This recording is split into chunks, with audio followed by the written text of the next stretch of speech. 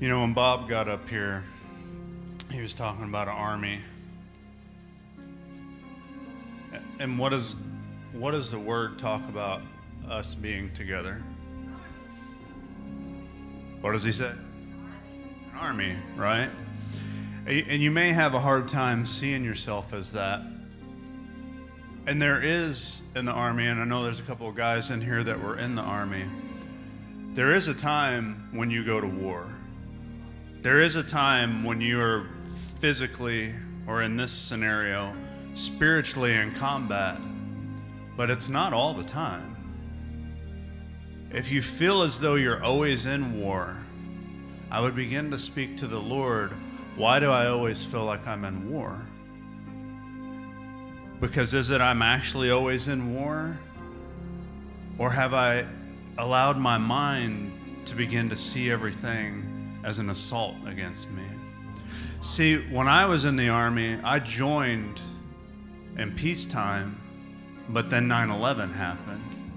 And see, the focus shifted from being in peacetime to being in war. But see, in an army, you're not always fighting. We covered that, right? So when you're not, do you know what you do when you're in the army and you're not fighting? You prepare. Your garment, the way that you dressed, is supposed to look a certain way. The way that we wear righteousness, the weapons that we had, we cleaned them, we sharpened them, we practiced with them. The way that we moved together, I won't make you stand up, sir. Stand beside me, shoulder to shoulder. The way that we moved, you gotta come with me. We moved in unison.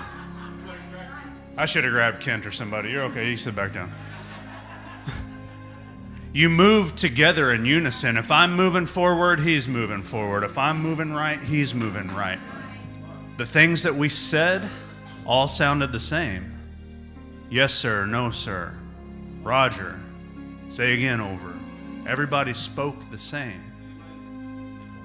And see, it's interesting that the United States Army sounds a whole lot like the Army of God. The way that we dress, the way that we move, the way that we speak.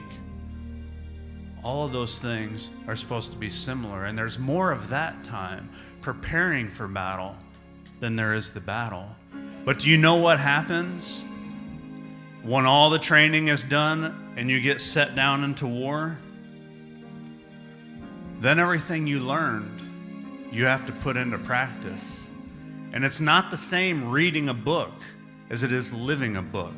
And it's not the same practicing how to fight as it is physically or spiritually fighting. But see, that's what we're trying to do. That's what the army of God needs to continue to do, is to learn to train together, because when they dropped me in Southeast Baghdad, and Kent, you probably say when they dropped you off in Vietnam, all that training didn't seem adequate initially. And in the beginning, you felt like you were getting your head kicked in, and some people did. But before long, the things that we had learned and the way that we had trained began to catch, and we began to believe it. And we knew that as we fought, there was people behind us and above us that would come in and fight with us.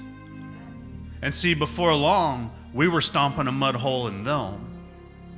I don't mean that like derogatory. I just mean we quit getting our butts kicked and we started kicking some butt.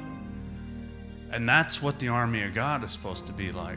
It's scary when things are going on in your life and you don't know what to do and you're trying to practice what you have read and what you believe, but it doesn't seem to be working just yet. But then when it catches, you're like, hell is a liar and our God is the truth.